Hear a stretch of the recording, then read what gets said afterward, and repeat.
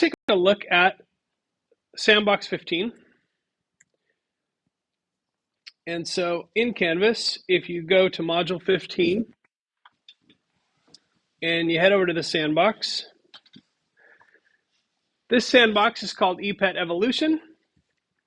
And I'm starting you off with a very, very robust file to begin with, and you can download that here.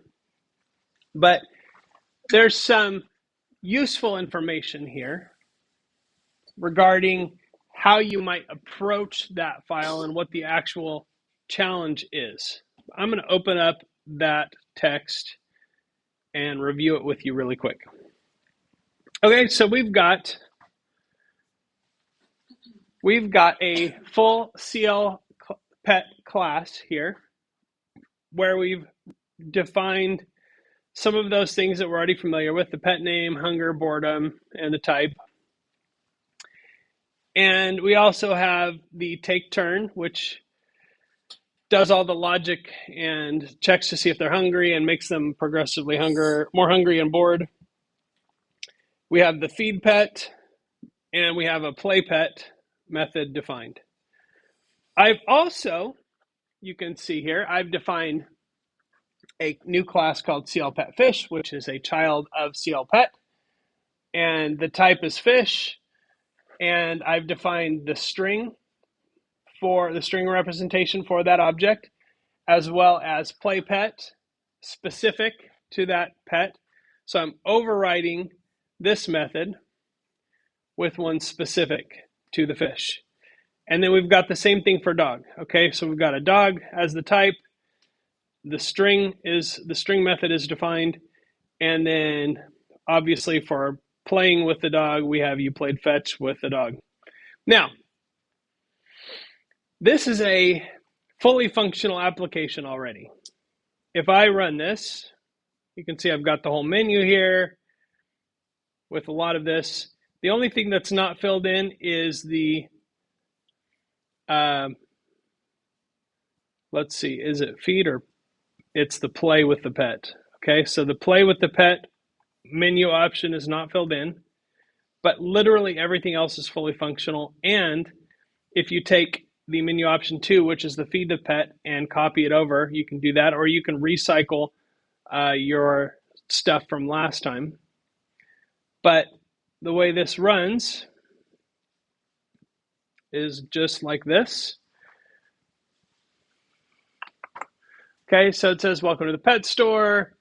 It gives you the options. I can adopt a pet, feed a pet, play with a pet, or check on pets. So if I adopt a pet now, then it asks me another question. It says, we have the following animals. Which would you like to adopt? I choose fish, give it the pet name, Guppy.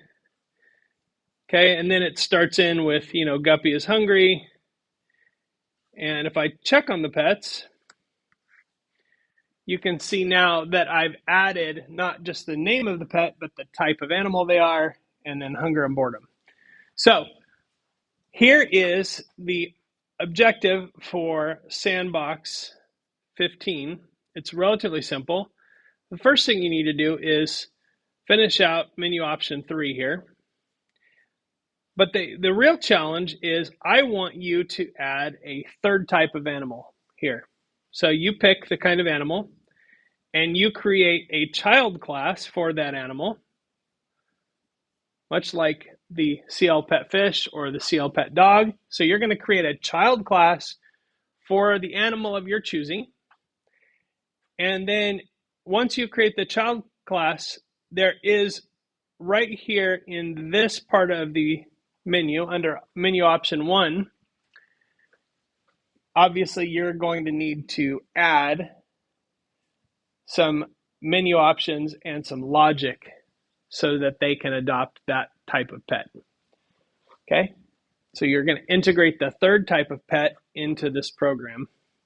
So those are the objectives for Sandbox 15.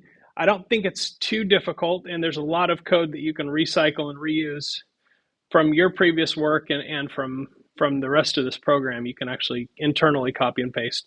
So That's the main thing here is just getting practice with creating a child class and how that looks and the especially the logic here of or the act of naming the parent class and then calling the super classes initialization method.